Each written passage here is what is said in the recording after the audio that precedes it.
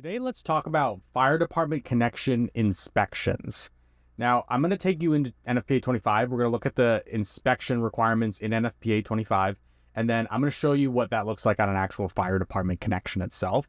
So let's go ahead and take a look at, I've got the 2026 edition of NFPA 25. We're going to go to chapter 13, which is common components and valves. Now, fire department connections can be common to sprinkler systems, standpipe systems, all water-based systems, so it's in the common components.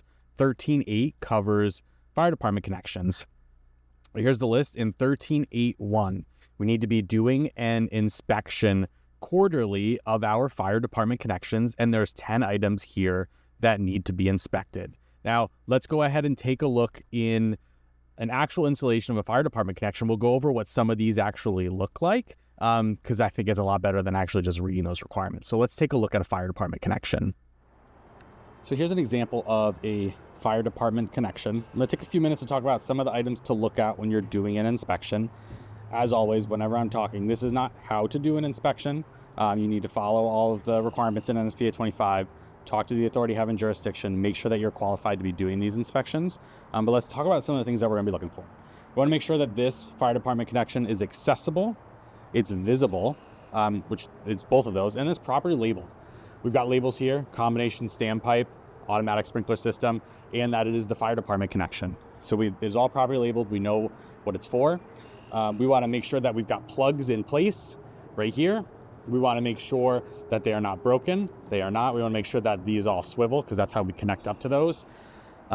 Different hose connections for different standpipe, or for different fire department connections. These are the swivel type here with the threaded connections. Just check those. You want to take these off, check the inside. Fire department connections are notorious for being a place where people shove trash and things. We want to make sure that those are clear. There should be clappers on the inside. We want to make sure that those clappers are operational. And then on the inside of this piping, this goes into the sprinkler system or standpipe system, right? It's all dry.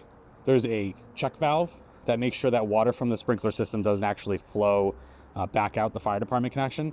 If we were to open this up and there was a significant amount of water, that could be a sign that that check valve is failing.